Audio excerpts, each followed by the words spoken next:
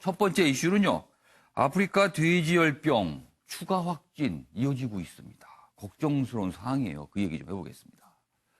여기 보시면 광화에서 6번째 확진 돼지열병 원점 농장 따로 있나. 이게 왜 이러냐면요.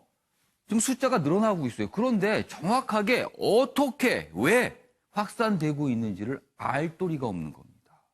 그래서 돼지열병 원점 농장은 따로 있는 거 아니냐. 뭐 이런 걱정을 하고 있는 겁니다.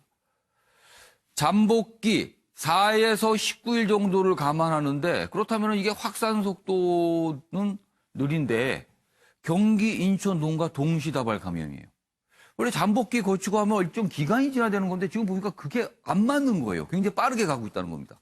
그렇다면 이게 이렇게 퍼진 게 아니고 어떤 원점에서 동시에 이런 다소속 곳으로 동시에 갔다는 거. 이렇게 의심이 된다는 겁니다.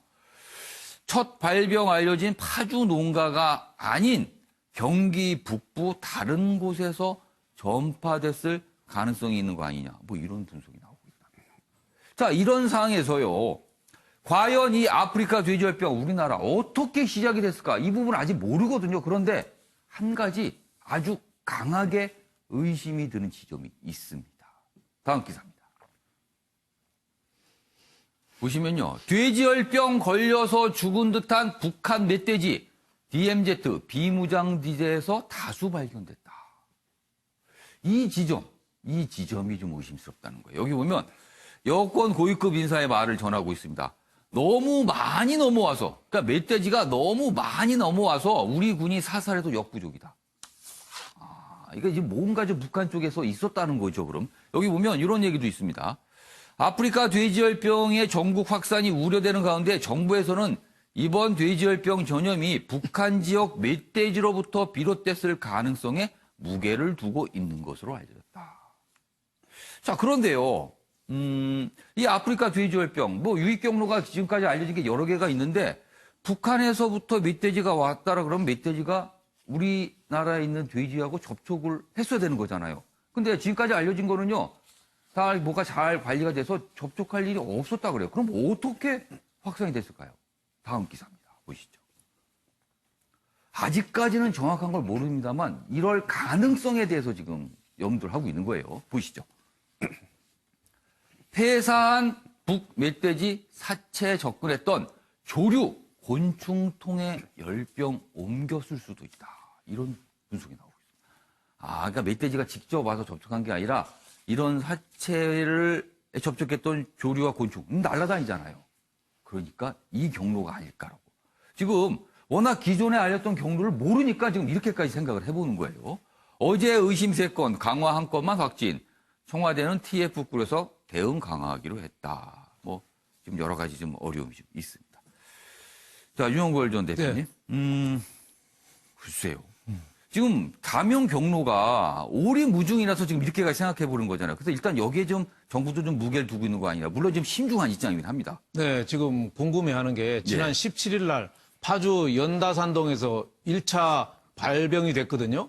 그래서 원점이 파주가 되는데 원래 잠복기가 4일에서 19일이면 거기를 기점으로 해서 4일에서 19일 후에 발병해야 되는데 지금 6번째 동시다발적으로 발병이 되고 있어요. 그러니까 파주가 원점이 아니라 다른 데가 원점이 있는 거 아니냐 뭐 이런 의심이 나오고 있고요. 그래서 원점을 지금 조사하는데 가장 궁금해하는 게 6번째 나오는 게 다 저 비무장지대 가까운 데 있습니다. 그 파주, 연천, 강화 그리고 김포 비무장지대 가까운 북한하고 가까운 데 있으니까 지금 북한이 그 아프리카 돼지열병이 굉장히 창궐하거든요.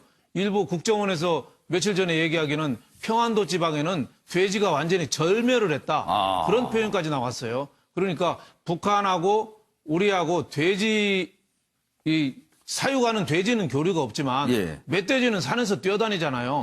그럼 멧돼지를 아무리 휴전선에서 막아도 넘어오는 거를 사살을 해도 한계가 있고 또 북한 측에서 멧돼지가 죽었으면은 그 새나 곤충이 그 부패한 그 멧돼지 사체에 접근한 게 또 남한으로 날아오는 걸 우리가 막을 수가 없잖아요. 그래서 그럴 가능성이 상당히 큰 거 아니냐. 뭐 이런 쪽에 좀 의심을 좀 두고 있습니다. 근데 하여튼 중국이 예. 그 돼지의 3분의 1이 없어지고 예. 돼지값이 뭐 2배 이상 폭등했는데 그렇습니다. 우리도 좀 빨리 좀 예. 방역 대책을 강구해서 예. 북한하고도 협의하고 해서 좀 이 시점에서 빨리 종료가 됐으면 예. 하는 마음입니다. 자, 김성수 평론가. 아직은 모릅니다. 감염 경로를 모르니까요. 지금 뭐 방역을 하지만 그 방역이 과연 진짜 효과가 있는 건지 어떤지도 잘 모릅니다. 그러나 뭐 할 수 있는 건 하는 거죠. 우리가 지금 놓치고 있는 게 뭔가 있는 것 같아요. 지금 뭔가 놓치고 있는 거. 뭐 지금 그 여러 가지 예. 추정들이 나오고 있지만 일단 직접적인 접촉이 있었을 가능성은 거의 없다. 예. 그거는 뭐 지금 그렇죠. 그 북에서부터 내려오는 네. 그 멧돼지에 대한 그 경로도 예. 지금 뭐 파악하고 있지만 중요한 것은 예. 농가들이 굉장히 예. 이 병에 대해서 두려워하면서 예. 철저하게 격리를 잘 했어요. 그렇습니다. 그러니까 그 부분에 대해서는 전부 정부가 확인을 한 바입니다. 그러니까 지금 우리 사육된 돼지들이 이렇게 격리가 잘 되고 있어서 이렇게 예. 외부에 쉽게 접촉할 수 있는 상황은 아니었답니다. 그리고 사실은 지금 그 발생이 막 엄청나게 확산되고 있는 그런 모습들도 아니거든요. 예, 예. 근데 보면은 예. 이제 그러니까 임진강과 또 한강을 넘어서 뭔가 예. 지금 연천군 같은 경우는 임진강 그러니까 북이잖아요. 예, 예. 북인데 지금 강을 넘어서 지금 전파가 되는 그런 모습들을 그 보이는 김포경은 걸 이제 보면 한강을 넘어갔어요. 그렇죠. 예. 그 직접적인 접촉보다는 예. 말씀하신 대로 매개체에 의한 감염일 가능성이 상당히 높다. 근데 이게 예. 매개체에 의한 감염이라면 방역하기가 더욱더 까다로워지고 어려워지거든요. 그럼 지금 그런 부분에 대해서 더욱더 철저한 그런 대책들이 좀 요구되는 시점이 아닌가 이런 생각이 듭니다. 아무튼 지금 이게 그러니까 뭐 순식간에 막 동시다발로 확산은 아니고 하나씩 매일같이 확산이 되거든요. 그러니까 다른 이 돼지를 키우시는 농가분들은 아, 이거 혹시 또 이렇게 생각을 하게 되는 거거든요. 그러니까 불안한 마음, 이 정부가 좀 할 수 있는 부분에 한계는 있지만 그래도 최선을 좀 다해 주시기 바란다는 당부를 좀 드리겠습니다. 자, 이번에는요. 조국 장관 관련된 기사 뭐 매일 나오고 있죠. 조금씩 수사 관련 사항도 나오고 있고요. 그다음에 어떤 행보에 대한 모습이 있는데 오늘 아침에 매일경제는 이 행보에 대한 모습 좀 집중적으로 조명해 보겠습니다. 다음 기사입니다. 조국 두 번째 검사와의 대화. 그날 윤석열 검찰총장은 한 달 만에 외부 행사 이렇게 됐습니다. 어제 각각 법무장관과 검찰총장의 모습이 비쳤습니다. 장소는요, 조국 법무장관은 천안입니다. 그리고 윤석열 총장은 인천에서 각각 행사가 있었습니다. 그리고 그 과정에서 윤석열 총장이 뭐 절차에 따라 진행되고 있다. 뭐 이런 내용이거든요. 조국 장관은 별다른 얘기를 하지 않았습니다. 그럼 이 기사 이렇게 제목 달렸는데요. 실제 어떤 모습이었는지 저희가 영상으로 확인해 보겠습니다. 장관님, 제가 의정부 그 지검에 이어서 대전지검 천안지청을 차지한 방문한 이유는 검사들과 검찰 직원들의 의견을 청취를 하고 애로사항 역시 제가 조사를 해서 향후 정책 논의 등을 할 때 반영하고자 합니다. 예, 감사합니다. 예. 네, 자택 압수수색도 받았고 검찰 수사 진행되는데 부적절하다는 지적에 대해서 어떻게 생각하십니까? 네, 반갑습니다. 장관 일가 수사에는 뭐 차질이 없나요? 언제쯤 마무리될 예정인가요? 오늘 그 마약류 퇴치를 위한 국제협력회의니까 외국 손님들도 많이 오시고 하니까 많은 관심을 부탁드리겠습니다. 수사는 절차에 따라 진행되고 있습니다. 총장님 헌법정신에 입각해서 네, 윤석열 총장은 어제 인천에서 열린 마약류 퇴치 국제회의에 참석을 했고요. 그다음에 조국 법무장관은 천안지청 검찰청에 가서 검사들과 만났습니다. 그런데 지금 조국 장관 아까 장면 나왔을 때 뭔가 소음이 있었죠. 조국 장관을 찬성하는 분들과 반대하는 분들이 또 앞에서 집회를 열어서 그게 섞여서 나왔습니다. 그런 상황입니다. 자, 조대진 변호사. 네. 윤석열 검찰총장 절차에 따라서 진행하고 있다. 네. 굉장히 무심한 듯한 얘기예요. 그러나 또 의미심장하게 들려요. 네. 어떻게 해석하세요? 일각에서는 너무 무리한 수사가 진행되고 있는 거 아니냐라는 그런 그 주장도 나오고 있는데요. 예. 그런 부분에 있어서 검찰총장으로서 어떠한 무리한 부분도 없이 적법한 절차에 따라서 수사가 진행되고 있다는 점을 강조하려고 했던 것으로 보이고요. 그러니까 원래 11시간 압수수색 이런 거에 대한 약간의 좀 지적이 나오니까 좀 의식을 했다고 봐야 될까요? 네, 그렇죠. 원래는 아무런 얘기도 안 하고 싶었을 겁니다. 아무 얘기도 안 하고 싶었을 거지만 그래도 그 기자들이 워낙 득달같이 달려들어서 물어보는 바람에 달려들어서 질문을 또 많이 하잖아요. 예, 그래서 이제 기초적인 얘기를 할 수밖에 없었을 것이고요. 예. 그 뒤에 잘 들어보시면 헌법에 입각한 정신에 따라서 수사할 것이냐에 관련된 질문도 받았었는데 거기에 대해서는 대답을 안 했어요. 아마도 그 윤석열 총장 같은 경우에는 본인이 지금 현재 상황에 대해서 되게 부담을 느끼고는 있지만 예. 본인이 가지고 있는 신념이라든지 수사팀에 대한 의지를 믿고 수사가 진행되고 있다는 점을 애둘러서 강조한 것으로 보입니다. 사실 딱 한마디 했으니까 기사가 요 정도 나오죠. 한 두세 마디 더 했으면요. 기사가 신문에 한 페이지 정도 나왔을 수도 있습니다. 그것도 해석을 하냐고.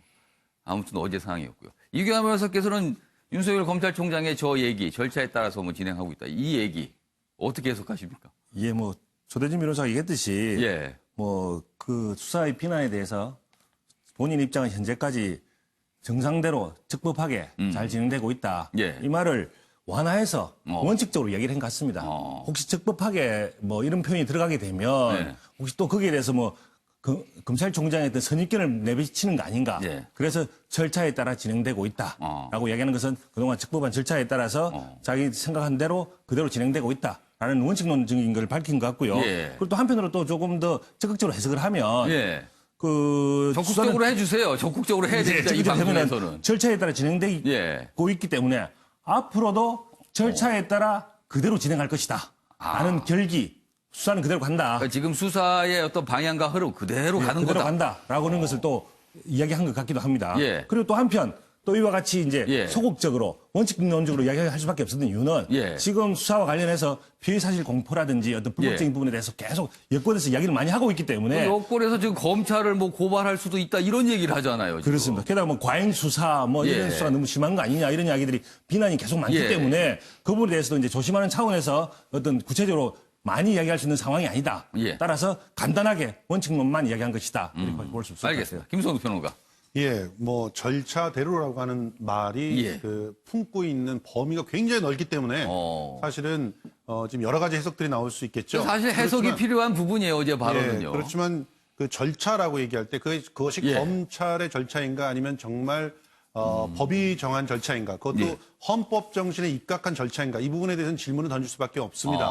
지금 아들 같은 경우가 받고 있는 범죄에 대한 예. 혐의가 예. 인턴 증명서를 갖다 위조해서 입시해서 이득을 취했다라는 건데 16시간짜리 수사의 대상이 되는 범죄인지 이것을 헌법 정신에 입각해서 과연 절차대로 진행되고 있는 건지 예. 하고 국민은 묻고 있는 거고요. 중학생 때 썼던 일기장까지 압수수색 대상에 포함시키는 게 과연 대학 이후의 입시와 무슨 상관이 있는지 일기장도 포함이 됐나요? 예. 오, 그렇게 나오고 있습니다. 심지어 중학교 2학년 3학년 때 썼던 폰까지도 예. 압수수색에 넣으려고 하니까 그 부분에 대해서 어떤 그 관련이 있습니까라고 항의를 하니까 예. 다시 압수수색 영장을 받아서 그거를 가져갔거든요.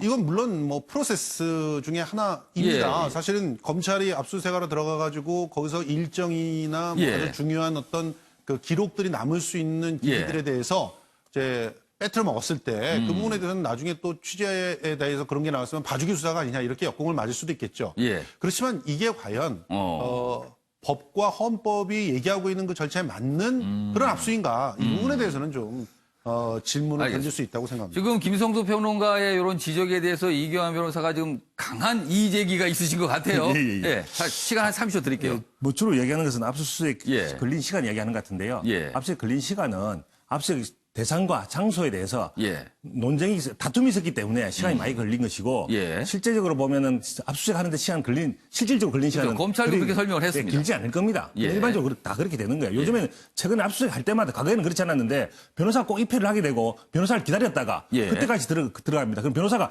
문장 하나하나 보면서 대상과 장소가 다르다라고 예. 하게 되면 그 부분에 대해서 이제 서로 다툼이 있게 되면 예. 함부로 할 수가 없기 때문에 그 부분 기다리는 겁니다. 그래서 서로 이제 조율하는 과정을 거치기 때문에 시간이 많이 걸릴 뿐이지 예. 그거 가지고 뭐 과잉한 거 아니냐. 이건 전혀 사실과 다른 건 이야기고요. 예. 일기장까지 포함? 그냥 포괄적으로 쓰기 때문에 예. 압수수색 대상을 갖다 포괄적으로 쓰기 때문에 포함되는 것이지 예. 그 어느 장소에 있는 것 예. 일기장을 명시했다든지 이런 부분은 잘 확인되지 않는 부분입니다. 예. 그리고 또 포괄적으로 쓰다 보면 다 들어가게 되는 것이 휴대폰 어릴 때 그 안에 있는 휴대폰 전부 예. 이렇게 하기 때문에 그게 들어가는 것이 알겠습니다. 꼭 그것을 특정한 거라고 보기는 어렵습니다. 알겠습니다. 지금 두 분 시청자 여러분 보셨지만 이 검찰 수사를 보는 시각이 이렇게 갈리고 있어요, 사실은. 그래서 지금 우리 사회 많은 분들 걱정하죠. 조국 장관의 어떤 거치나 어떤 행보를 놓고 이렇게 갈리고 있거든요, 시각이. 근데 오늘도 모습도 두 분이 이 압수수색 놓고도 이제 평가가 좀 갈리는데 글쎄요, 시청자 여러분께서는 어떻게 보시는지 모르겠습니다. 시청자 여러분 또 사이에서도 주변에 계신 분과 의견이 다를 수도 있을 것 같거든요. 알겠습니다.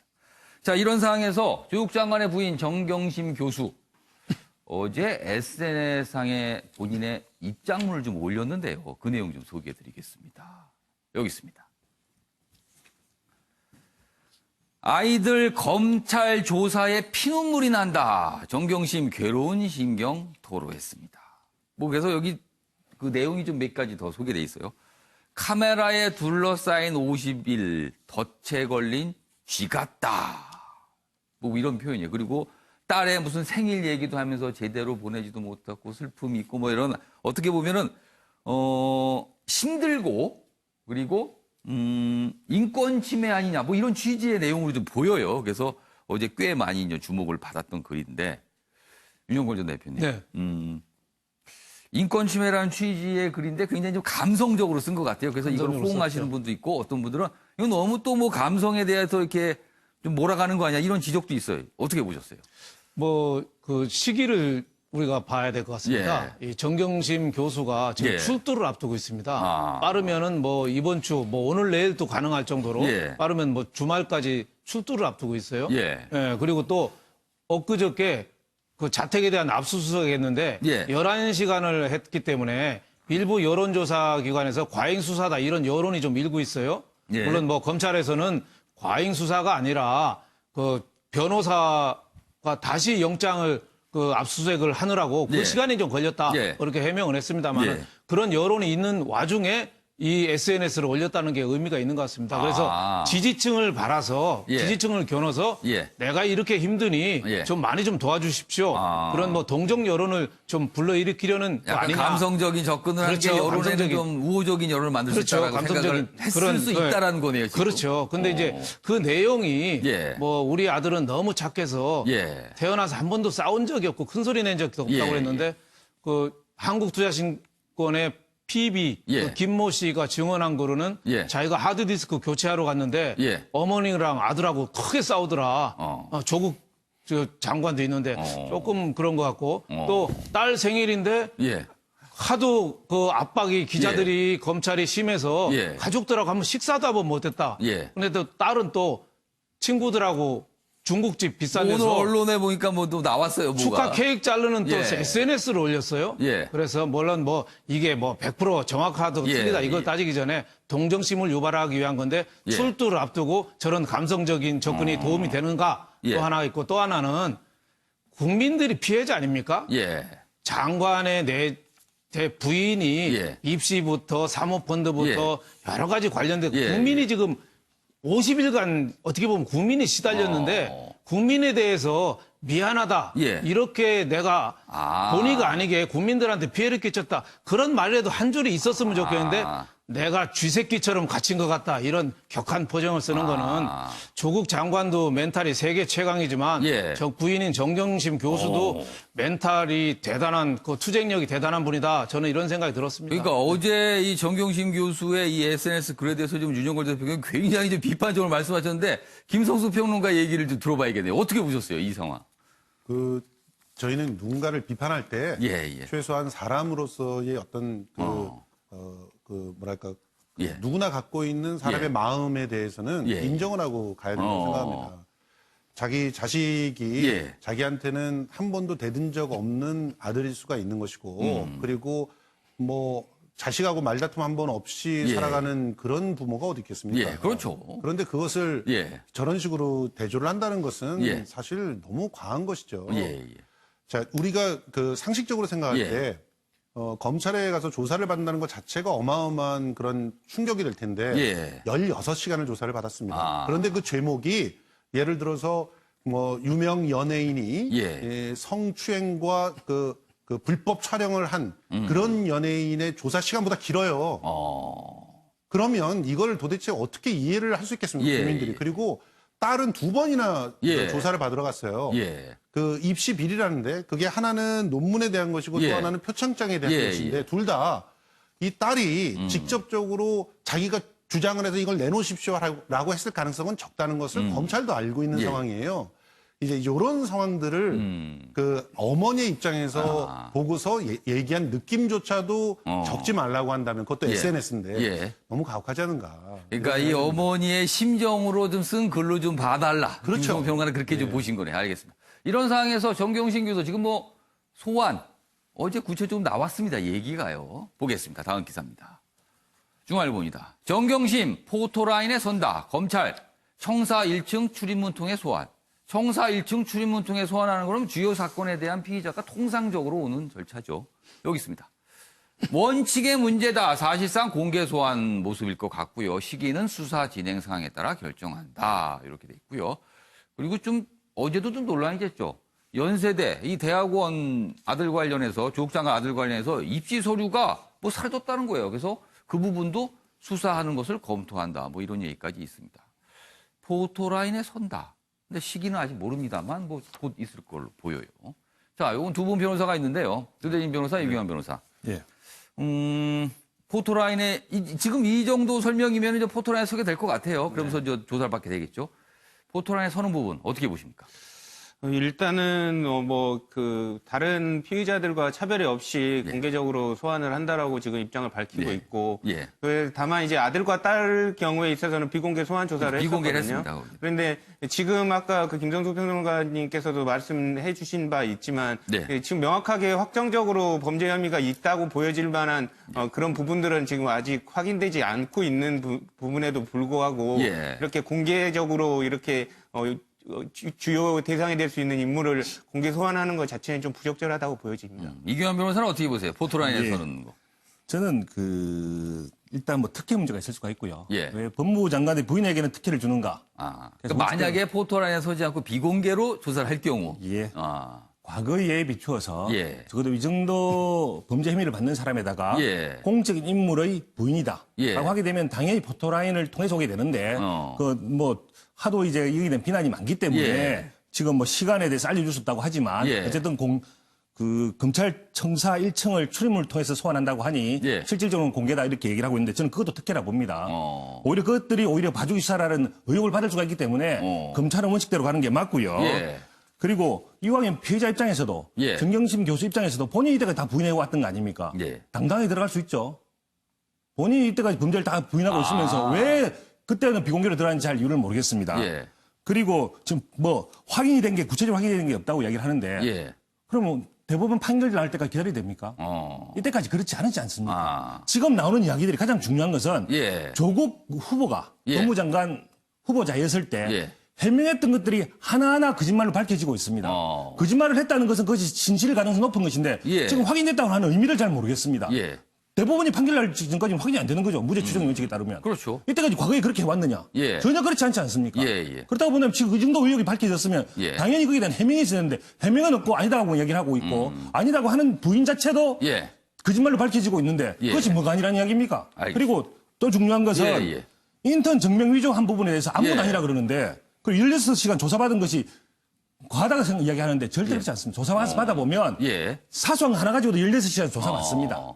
그리고 그 인턴 증명서 위조가 그 자체가 예. 문제가 일반인이었으면 문제가 커지지 않을 수가 있죠. 예. 인턴 증명서를 여러 군데서 발급받아 가지고 그것을 가지고 입시 비리했다. 예. 입시 비리 가능했던 이유는 뭐겠습니까? 예. 결국은 조국 법무부 장관이 예. 자신의 힘을 이용해서 결국은 인턴 증명서를 위조한 거 아닌가라고 하는 사회적 이슈가 됐기 때문에 그런 의혹 그 자리- 때문에. 예. 그렇습니다. 결국은 그 자체가 약한 일이 아니기 때문에 그럴 것이다라고 봐야 되겠죠. 예. 김소희 이게 평론가. 우리 변호사님께서 예. 그 인턴 관리를 하거나 이런 걸 안 해보셔가지고 이렇게 얘기를 하신다고 저는 생각이 들어요. 왜냐하면 예. 저는 소극장 운영하면서 예. 인턴 증명서 많이 발급해 줬거든요. 오. 인턴 증명서 발급할 때 예. 학교마다 서식 다르고요. 예. 그러면 학교에서는 어떤 서식 쓰니 예. 받기도 하고 이메일로. 저도 그랬어요. 학교에 쓰는 서식 갖고 와봐라. 예. 이메일로 받고. 그리고 거기에서 쓰는 표현들 그것을 가지고 보내서 그 맞게 썼는지 확인하고 이러면서 나중에 최종적으로 정리된 이후에 도장 직인 내가 예. 찍어가지고 보내주는 거거든요. 예. 이런 과정에서 오간 그런 메일들의 안에 있는 내용까지도 예. 이걸 위조의 증거라고 본다면 예. 그거는 너무 입시의 상황이나 이런 걸 모르는 거예요. 그리고 인턴 하나의 그 증명서 하나로 예. 당락 결정된 적이 없어요. 저는 그 직접 그 학생들을 갖다 예. 과외를 통해서 예. 교육을 시켜서 예. 나름대로 생활기록부에 대한 분석들을 해서 조언을 하고 대학에 보내봤습니다. 예. 그 변호사님은 그렇게 안 해보셨을 거라고 저는 생각하는데 예. 그런 과정에서 예. 굉장히 다양한 그 점수들에 의해서 다양한 항목에 의해서 학생을 평가한다는 것을 알고 예. 그런 항목들에서 어떤 것을 점수를 따는지를 작전을 세워서 입시를 준비를 합니다. 그중에 인턴 증명서는 그냥 예. 그야말로 여러 가지 그냥 예. 다양한 스펙들의 알겠습니다. 한 줄일 정도지 그걸 가지고 입시 비리를 한다는 것 자체가 굉장히 무리한 의혹이거든요. 자, 지금 이규환 변호사와 김성호 변호사가 지금 말씀을 여러 가지 했는데 이거는 분석과 주장입니다. 지금 검찰 수사가 진행 중에 있습니다. 그래서 진위 여부는 곧 드러날 겁니다. 그리고 재판까지 가게 되고요. 그러니까 그 점을 참조해 주시기 바라고요.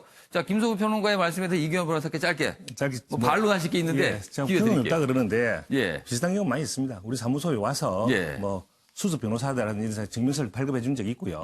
문제는 내용이 중요한 게 아니고 도장을 본인이 찍었느냐, 그러니까 수습을 해주는 당사자 찍었느냐, 아니면 수습 대상자인 당사자 찍었느냐, 이게 문제죠. 그러니까 누가 그거를 그게 위조가 그 권한을 되느냐는 갖고 있는 사람이 그거를 발급해서 도장을 찍어준 거냐 아니면 스스로 만든 거냐 지금 이런 거라는 거네요. 그 내용이죠. 예, 그리고 예. 그것이 실제로 그 입시 비리에 영향이 있냐 예. 부분에 대해서는 지금 만약에 일반적인 사람이었으면 영향이 적을 수도 있었습니다. 예. 이 사건의 경우에는 대부분 면접 점수가 높았을 뿐만 아니라 그 면접 대상자의 예. 아버지가 법무부 장관이 예. 된 분, 그 이전에 민정수석이었고 예. 서울대 교수였던 분이지 않습니까? 예. 그런 것들이 면접관에 영향을 미쳤을 것이다. 라기 때문에 문제가 되는 거죠. 알겠습니다. 지금 사실은 정경심 교수의 뭐 소환, 포토라인에 서느냐, 뭐 이런 부분 얘기하는데 이제 갑자기 저 인턴 얘기와 증명서 얘기로 갔어요.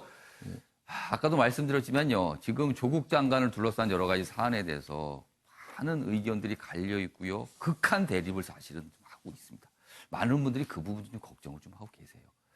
향후에 이 문제가 어느 정도 가라앉고 해소됐을 때 그때는 과연 좀 어떻게 봉합을 할 것인가. 이런 걱정하시는 분들이 좀 곳곳에 있기도 합니다. 알겠습니다. 다음 주에 넘어가겠는데요. 이 기사는 정치 관련 기사라고 할까요? 아니면 뭐 사회 분야 기사랄까요? 좀 모호합니다만 저희가 좀 소개 좀 해보겠습니다. 3명의 인물이 등장합니다. 국민일보 기사예요. 곽상도, 문준용, 손혜원이 됐습니다. 각각 자유한국당 의원, 그다음에 문재인 대통령의 아들이죠. 그리고 손혜원 무소속 의원입니다. 지금은요. 곽상도, 문준용 의혹 제기에 손혜원 그 주장 맞으면 내가 10억 준다. 이렇게 또 나옵니다. 다 모두 SNS상에서 나온 글들이고요. 어떤 주장들입니다. 여기 보면 곽상도 의원, 문준용 씨 미국 유학 때 손 의원 빌라에서 살았나? 뭐 이렇게 약간 의혹 제기 비슷한 질문이 있었어요. 그러자 손혜원 의원 페이스북 통해서 그 말 맞으면 내가 10억 줄게. 이렇게 얘기한 겁니다.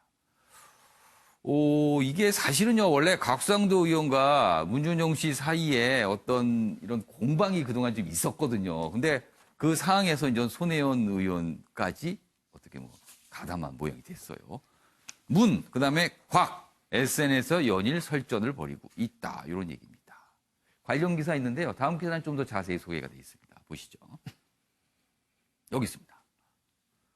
곽상도, 문준용, 손혜원, 페이북 난타전이다. 자, 먼저 곽상도 의원.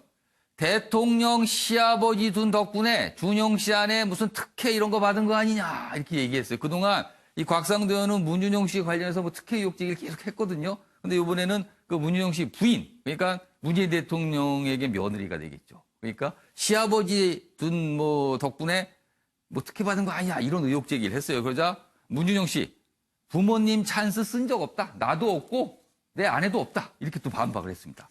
그러고 나서 곽상도 의원이 추가적으로 그러면은 유학 시절에 손혜원 의원의 무슨 빌라 이 얘기를 한 거예요. 그러자 준용 씨 유학 때 내 집 살았다면 곽 의원에게 10억 주겠다. 이렇게 된 겁니다. 시청자 여러분 무슨 내용인지 이해하셨죠? 이 흐름이 이렇게 됐습니다. 그래서요. 이 상황을 이걸 좀 어떻게 봐야 되는 건지 윤영걸 전 대표님하고 조대진 변호사께 질문 드릴게요.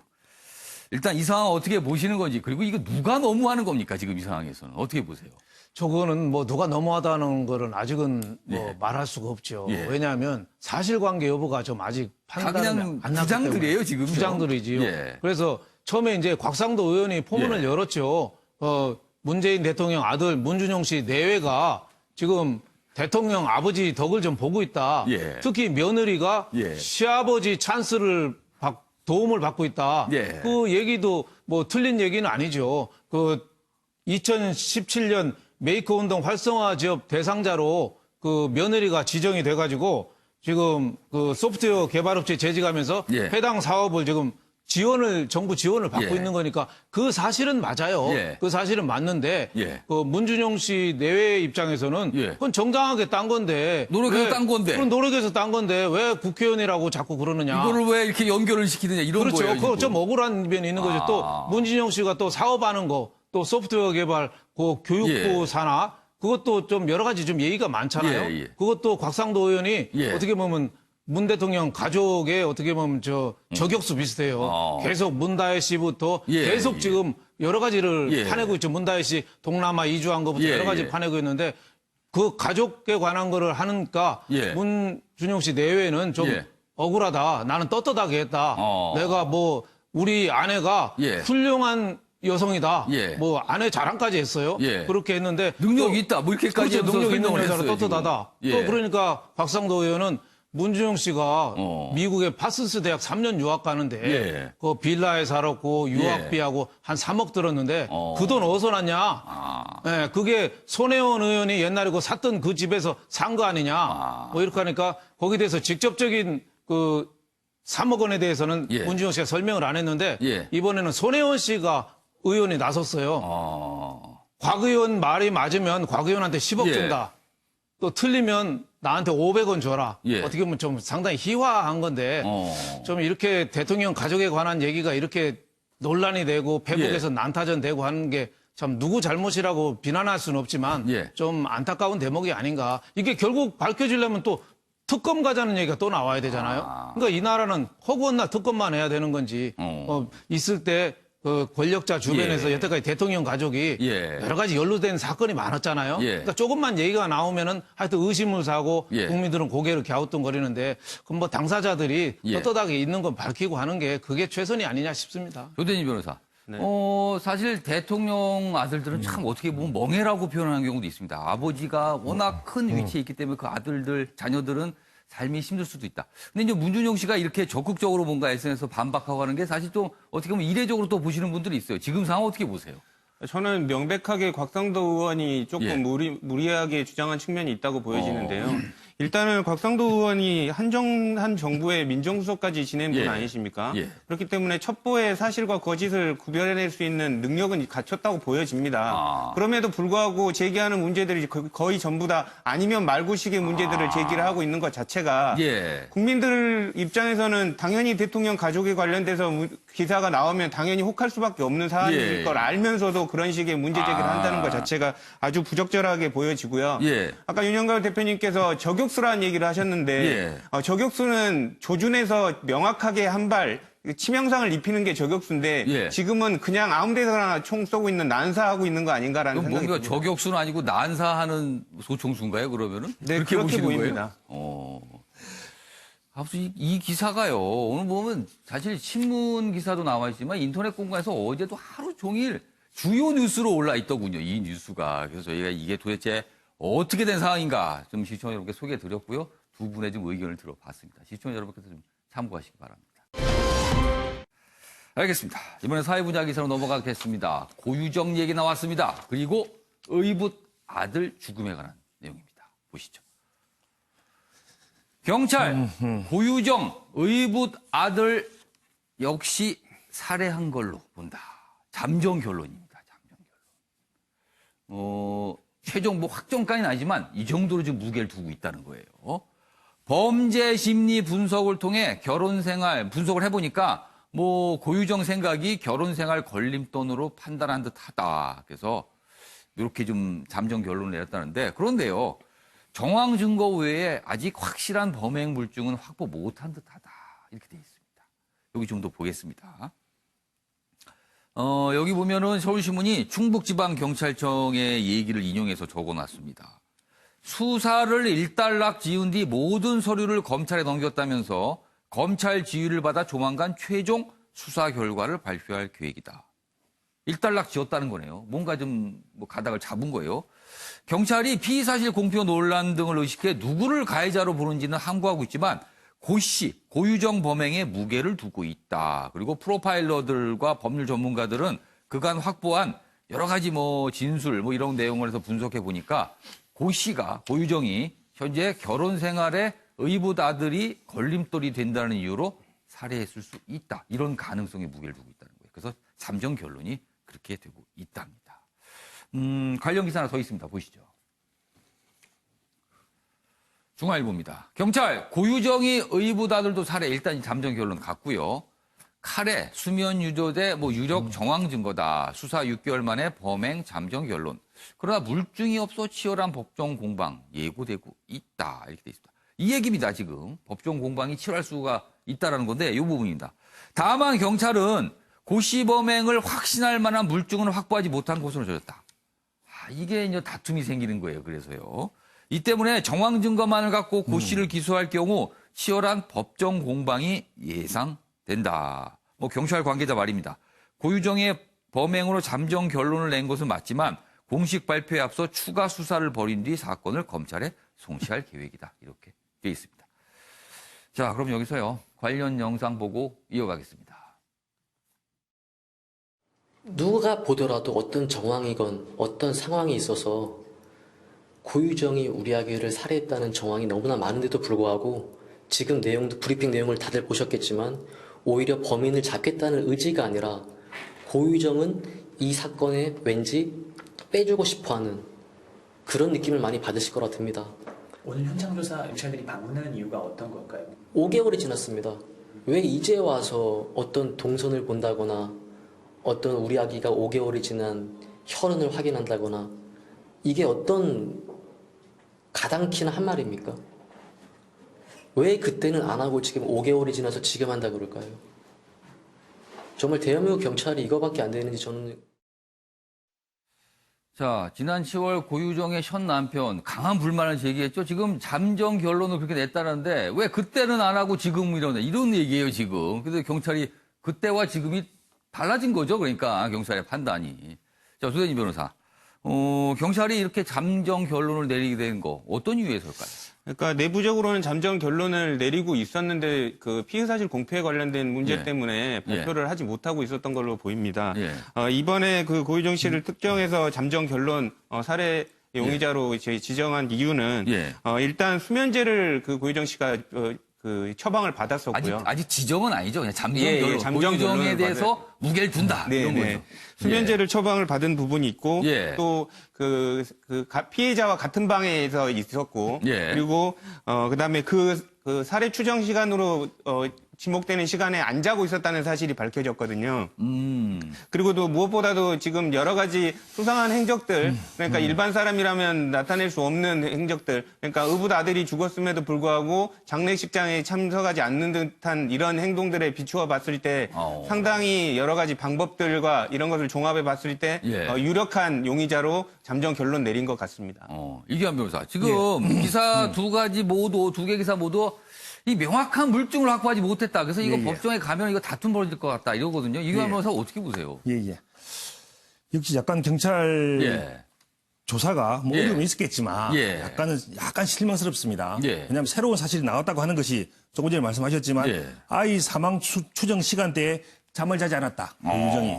이거 가지고 지금 갑자기 뭐 살인자가 된 것 같은 느낌인데 물론 깨어있기 때문에 가능성이 있지만 깨어있다고 해서 바로 살인했다라고 연결되지는 않지 않습니까? 그 부분에 대해서 구체적으로 연결을 할 수 있는 경험 법칙, 물증은 아니라 하더라도 이런 것들이 좀 있어야 되는데 이런 부분이 없는 것이 좀 아쉽습니다. 그것 때문에 실제로 재판 간다 하더라도 심정은 있지만 그 여기에 대해서 변호인이 다르게 다툴 수 있는 다른 어떤 방법을 계속적으로 제기할 수가 있죠. 다른 것이 있었다라고 제기하게 되면 과연 그 벽을 뚫을 수 있을지 조심스럽습니다. 그렇다 본다면 심정은 있지만 아직 확신은 들지 않는 합리적 의심 없는 확신은 들지 않은 상태다. 저는 그래서 이 상태로 그냥 기소하기는 그리 상당히 쉬워 보이진 않는다라는 생각이 듭니다. 검찰 쪽 넘어가면 검찰 쪽에서 좀 더 보강할 필요가 있다. 뭐 이렇게 될 수도 있겠네요. 그거 들으면서 하나 더 말씀드리면 지금 그 침대 위에 피가 제법 상당히 있었다고 하거든요. 이 부분에 대한 설명이 없습니다.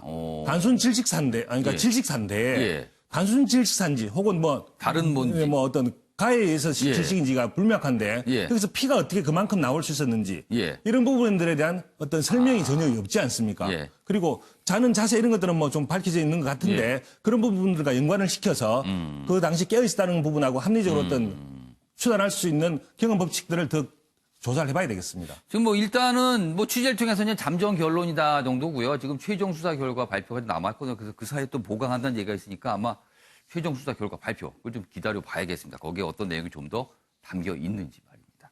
알겠습니다. 트럼프 대통령 탄핵 얘기가 지금 미국에서 아주 진지하게, 탄핵 열차가 출발했다고도 볼 수 있을 것 같아요. 그 얘기가 있거든요. 보겠습니다. 트럼프 대통령이 만약에 탄핵이 될 경우에는요, 이게 우리한테도 영향을 줍니다. 그 내용 보시죠. 중앙일보입니다. 우크라이나 스캔들, 펠로시 미국 하원의장입니다.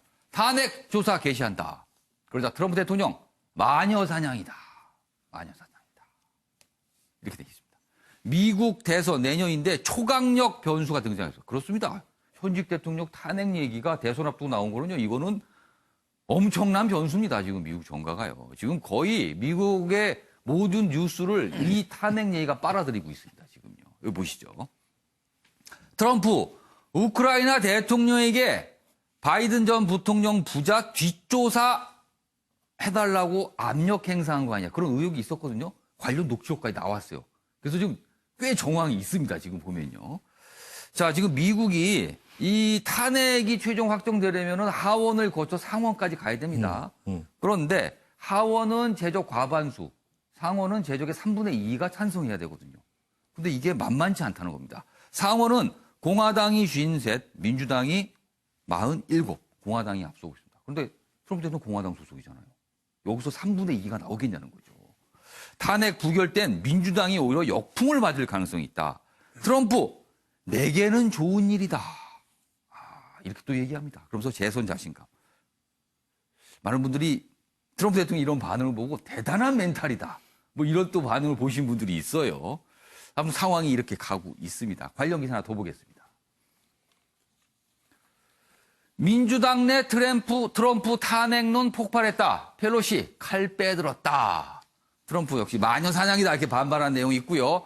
민주당 공세에 우크라이나 녹취록 공개하라. 트럼프 대통령이 직접 지시했습니다. 그 녹취록 공개하라고. 그런데 이렇게 되어 있습니다. 여기 보면 역시 같은 내용이 있어요. 뭐 민주당 하원 중에 하원의 경우는 통과할 가능성이 있지만 상원이 문제다는 얘기예요. 그런데 정치적으로는 탄핵 추진만으로도 트럼프에 타격을 줄 수 있다. 그렇지만 아까도 소개했지만 트럼프 대통령은 오히려 자신만만 뭐 이렇게 됩니다. 그래서 똑같은 상황인데 해석이 완전 다릅니다. 그리고 녹취록이 공개가 됐어요. 근데 이 녹취록에 대해서 트럼프 대통령은 본인이 자신이 있으니까 공개라고 한 거거든요. 그래서 아무 문제가 없다는 입장입니다. 그러나 미국 언론들은요. 녹취록 공개되자 트럼프의 외압 의혹이 사실로 드러났다. 이렇게 해석하고 있습니다. 근데 트럼프 대통령은 또 다르게 보고 있어요. 그러면은 그 녹취록 중에 주요 내용을 좀 소개해드리겠습니다. 여기 아랫부분입니다. 트럼프 대통령이 우크라이나 대통령에게 이렇게 얘기를 합니다. 바이든 전 부통령 아들에 대한 얘기가 많이 들리니 살펴봐달라. 그리고 내 개인 변호사 줄리아니와 미국의 법무장관이 당신에게 전화하도록 하겠다. 나는 당신이 진상을 밝혀낼 것이라고 확신한다. 어떻게 들으셨습니까? 이게 압력일까요? 아니면 트럼프 대통령처럼 이거 아무것도 아닌데 그러는 건가요? 또 가짜뉴스 뭐 이렇게 또 나옵니다. 또 지금. 그리고 이 말고도요. 녹취록 내용은 많거든요. 그런데 상당 부분 지금 미국 언론들은 이건 압력 정황이 꽤 많다. 이렇게 해석을 하고 있습니다. 자, 그럼 여기서요. 관련 영상 보고 이어가겠습니다. The president must be held accountable. No one is above the law. Is a classic mafia-like shakedown of a foreign leader. They reflect a Ukrainian president who was desperate for U.S. support. There's no pressure whatsoever. It's the single greatest witch hunt in American history, probably in history, but in American history. 자, 김성희 평론가. 트럼프 대통령, 지금 제가 기사 2가지 그리고 영상까지 봤는데요. 탄핵 가능성 어떻게 보십니까? 한마디로요. 예. 트럼프 대통령은 미끼를 던졌고 민주당은 그걸 물어버리고 만 것이죠. 그러면은 이 지금 구도는 상황을 트럼프 대통령이 끌고 가고 있다는 거예요? 당연하죠. 이 녹취록 공개 누가 했죠?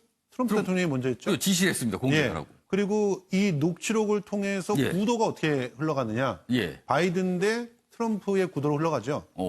근데 이 미끼를 물지 않을 수 없었던 게 예. 바이든은 오바마의 부통령, 그러니까 이 오바마 대통령의 업적을 예. 만약에 이 우크라이나로부터 우크라이나 검찰총장에게 예. 바이든이 전화를 해서 예. 실제로 검찰총장을 해임시키는데 압력을 가했다라고 영향 행사를 했다. 그리고 그것도 자기 아들의 예. 다분히 불법적인 어떤 이득을 예. 보장하기 위해서 이랬다. 예. 그럼 오바마 행정부의 사실상 도덕적인 이미지가 완전히 훼손되는 그런 상황이에요. 그리고 지금 미국 민주당의 최고 지금 차기 주자가 예. 한 방에 거꾸로지는 상황입니다. 그러니까 민주당은 이거를 물지 않을 수 없었던 거지만 그렇지만 이렇게 되면 될수록 민주당에서 정말 다양하게 새롭게 부각되고 있는 대선 주자들은 전부 예. 관심 밖으로 밀려나겠죠. 다 묻히는 거네요. 예, 그러니까 바이든을 키워주면서 결국 바이든을 무너뜨릴 수 있는 한 방을 누가 주게 되느냐? 우크라이나 대통령이 주게 되는 겁니다. 근데 우크라이나 대통령은 본인들이 얘기하듯이 예. 미국의 지원을 간절히 바라고 있는 대통령인데 예. 그럼 현재 대통령에게 줄을 쓸까요? 아니면 다음에 될지 안 될지 모르는 차기 대통령에게 줄을 쓸까요? 자, 이렇게 되면 결과적으로 예. 민주당이 백전백패하는 그런 게임으로 몰려가고 있다는 사실 사실이 이 상황이 바이든 전 부통령도 떳떳하지 않은 상황이고요. 트럼프 대통령 역시 떳떳하지 않은 상황이건 둘 다 그렇거든요. 그런데 지금 트럼프 대통령이 애초부터 떳떳하지 않은 걸로 유명했던 사람과 예. 굉장히 도덕적으로 우월하다고 생각했던 사람의 어떤 추문이라고 하면 누가 이기겠습니까? 타격의 강도가 다르다는 거예요. 그렇죠. 예, 지금 이 구도는 트럼프가 만들어낸 구도라고 보고요. 예. 재선을 위한 굉장히 중요한 그런 일종의 물타기다. 그러니까 다 같이 더러운 그런 정치인으로 만들어 놓고 그리고 자신은 북한을 통해서 예. 세계의 평화를 가져올 때 이렇게 더럽지만 제대로 일을 하는 사람을 선택해라 라고 하는 그런 제안을 할 가능성이 상당히 높다 이렇게 봅니다. 그러니까 김성루 평론가는 트럼프 대통령이 지금 상황에 대해서 내게는 좋은 일이다 이렇게 얘기하는데 이유가 있다라고 보시는 그렇죠. 거네요. 예. 윤영걸 전 대표께서는 이 상황 어떻게 보세요? 진짜 탄핵이 가능할까요? 아니면 김성루 평론가처럼 저기 트럼프 대통령이 지금 주도하고 가는 상황인가요? 저는 탄핵은 불가능하다고 봐요. 예. 그거는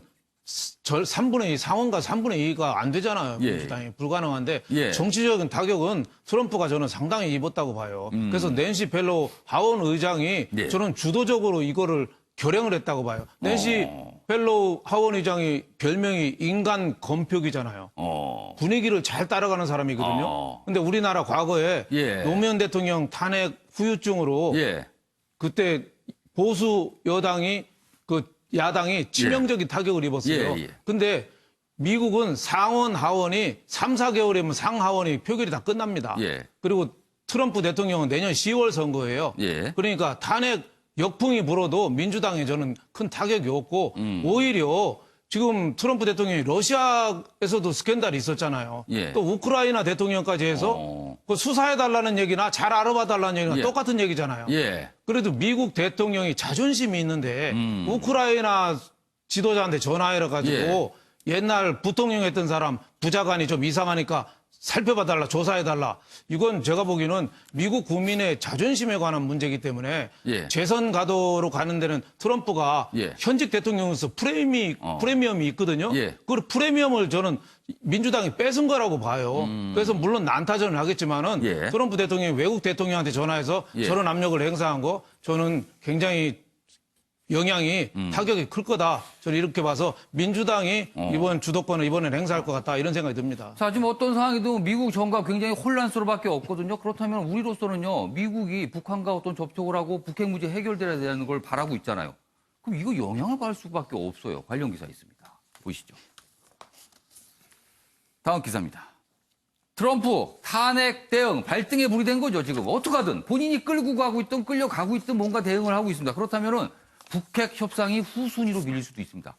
왜 그런가 하면요. 지난 2월에 하노이 북미 정상회담 당시에 트럼프 대통령 협상하다 말고 계속 들락날락 거면 딴 데 신경 쓰는 모습이었거든요. 결국 그 하노이談判별다른 성과가 없었습니다. 그래서 그 이후에 그렇게 잘 안 된 이유가 미국 내 정치 상황 때문에 거기에 트럼프 대통령이 매몰돼서 그런 거다. 이런 분석이 있었거든요. 그런데 이번에 또 비슷한 상황으로 가는 거 아니냐. 이것 때문에 밖에 문제는 신경 안 쓰고 탄핵 대응만 계속하는 거 아니냐. 뭐 이런 걱정입니다. 사실은요.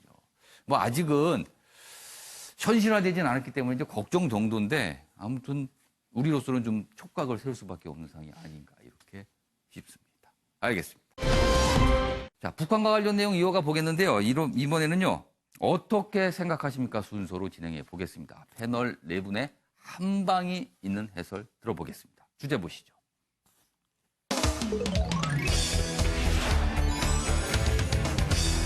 오늘 어떻게 생각하십니까? 주제 이렇습니다. 최근 북한과 미국 사이에 뭔가 돌파구를 찾는 거 아니냐 이런 분위기가 있거든요. 그런 상황에서 여권발로 김정은 위원장의 답방설이 계속 나오고 있어요. 자, 이게 진짜 가능성이 있는 걸까? 아니면 그냥 기대일 뿐일까? 아니면 또 일각에서는 뭐 근거 없는 기대 아니냐? 뭐 이런 지적도 있는데 어떻게 봐야 될지 지금부터 기사를 좀 소개해 드리겠습니다. 여기 보시면 첫 번째 기사입니다. 서훈 국정원장, 김정은 11월 부산 방문, 북과 협의 이렇게 돼 있습니다. 굉장히 좀 의미심장하게 들려요. 지금 북한과 뭐 접촉하고 있다는 거예요. 구체적으로 11월 관련해서. 자, 홍익표 더불어민주당 의원입니다. 이 당의 이제 대변인 역할을 맡고 있잖아요. 한 아세안 회담 참석 의미, 남북관계 국제적 협력 도움될 것이다. 뭐 이렇게 좀 강하게 얘기를 했거든요. 라디오 인터뷰를 통해서. 그래서 지금 국정원발로 먼저 하나가 나왔고요. 그리고 청와대에서 그거에 대해서 기대 갖고 있다라는 식으로 나왔고, 그다음에 여당 내에서 또 이렇게 나온 겁니다. 그럼 잇따라 지금 여권발로 김정은 위원장의 11월 답방 얘기가 꽤 진지하게 나오고 있는 거거든요. 이 상황입니다. 자, 이 관련된 내용 몇 가지 준비했는데요. 화면 좀 봐주시죠. 다음입니다. 김정은 답방을 바라보는 시각차가 있습니다. 홍익표 더불어민주당 수석대변인, 국정원장이 북한 측과 협의하는 걸로 알고 있다. 라디오에 출연해서 이렇게 얘기했어요. 그런데 외교 소식통은 이거 근거 없는 기대감이다. 뭐 이렇게 뚜렷하게 잡히는 거 없는데 뭐 이런 겁니다. 다음입니다. 답방 가능성이 높다고 보는 거는요. 9.19 평양 공동선언의 답방, 이미 9.19 평양 공동선언의 답방을 합의했잖아. 이미 합의된 상태다. 그리고 지난 8월 태국 순방 당시 김 위원장 한 아세안에 온다면 의미 있을 것이다. 문재인 대통령이 사실상 또 한 번 제안을 했다는 거예요. 그래서 이런 분위기 속에 뭔가 진행되고 있는 거라고 보는 거고요. 답방 가능성 낮은 거 아니냐고 보는 거는요. 하노이 회담 결렬 후에 남북 소통 거의 없었다. 뭐 없었는데 갑자기 왜 답방 얘기냐. 그리고 북미 실무 협상 여기에 달린 거지. 이거 잘 안 되면 그 뒤에 답방은 얘기할 수 있는 단계가 아니다. 뭐 이런 지적입니다. 자, 그럼 여기서요. 관련 영상 보고 이어가겠습니다. 좀 더 사실관계가 좀 확인이 될 필요가 있는데요. 네네. 뭐 전혀 얘기가 없었던 것 같지는 않고, 다만 그게 너무 확정적으로 발표된 건 좀 더 이 언론 보도에 너무 앞서 나간 이 발언이 있었던 것 같습니다. 근데 아시다시피 사실은 부산에서 열리는 11월 말에 열리는 한 아세안 정상회담에서는 여러 차례 문재인 대통령께서 김정은 위원장을 초대해서 국제사회 다자간 회담에 김정은 위원장도 한번 국제무대에 대비시키는 게 중요하다. 함께 큰 의미가 있을 거다라는 얘기를 했기 때문에 아마 국정원 차원에서 서훈 원장이 북측과 그런 문제를 협의를 하고 있는 것으로 저도 알고 있습니다.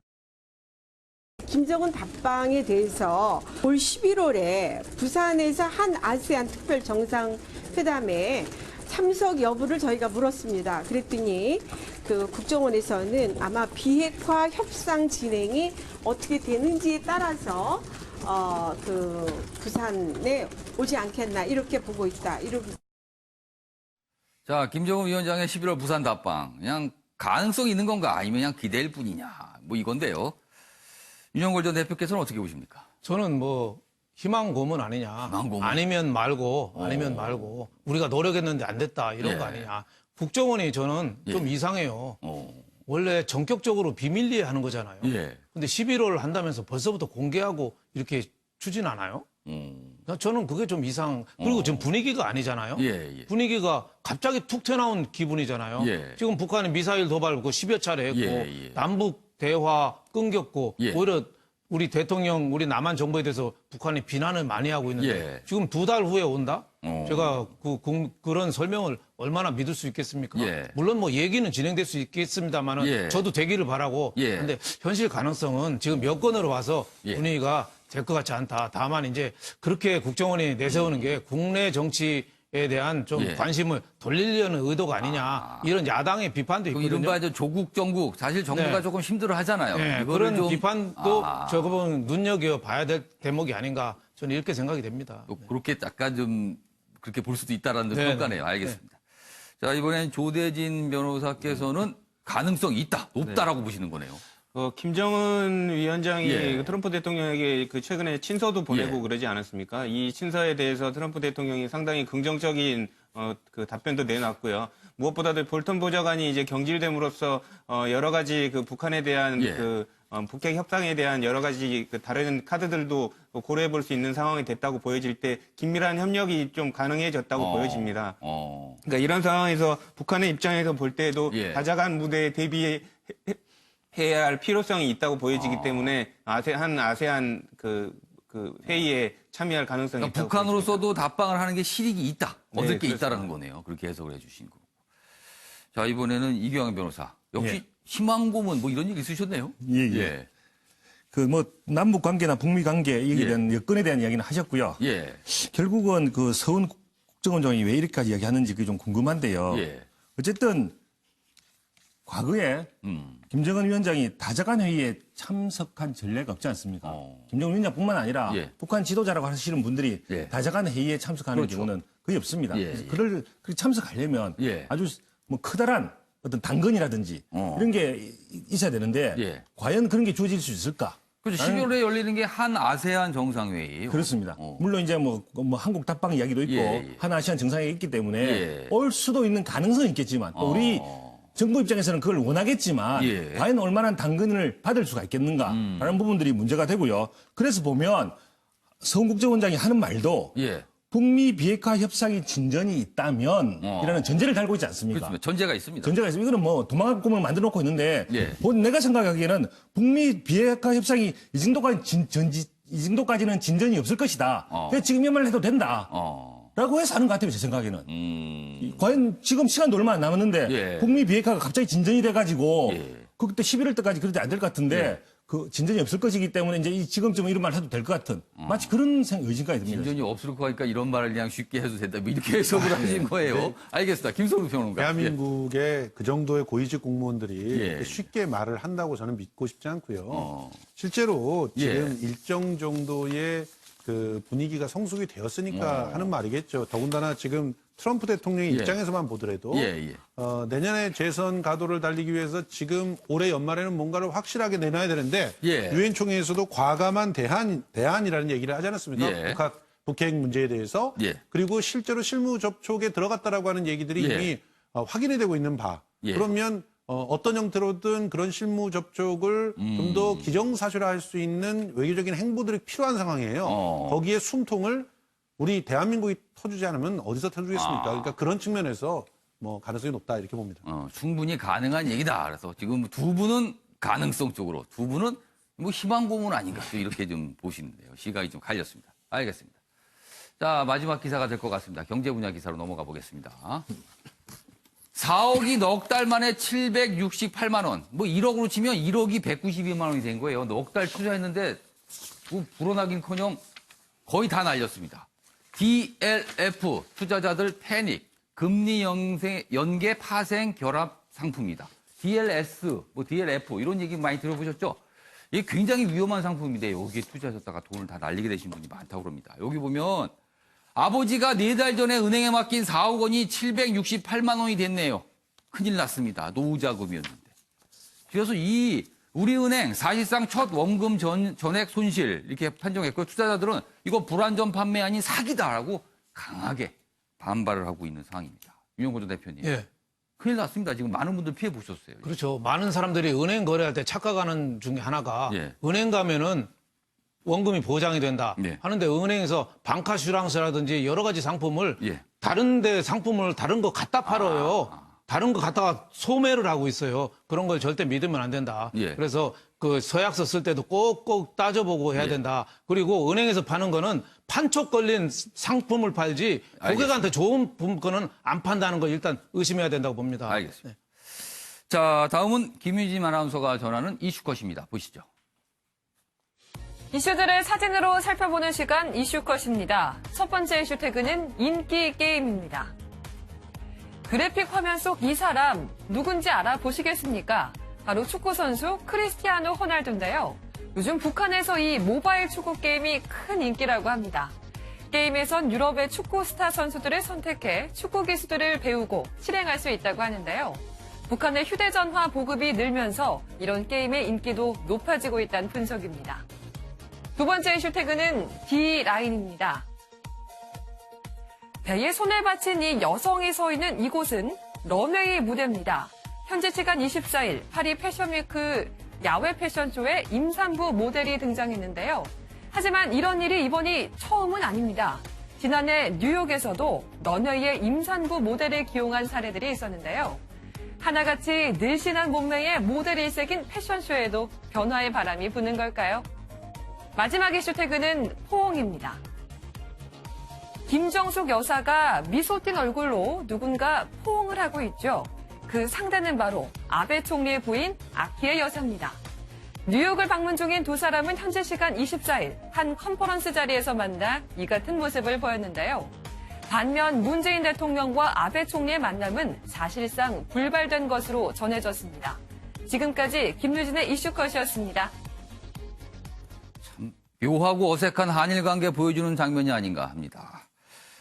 아침의 명제 오늘은 여기서 마치겠습니다. 시청해주신 여러분 고맙습니다.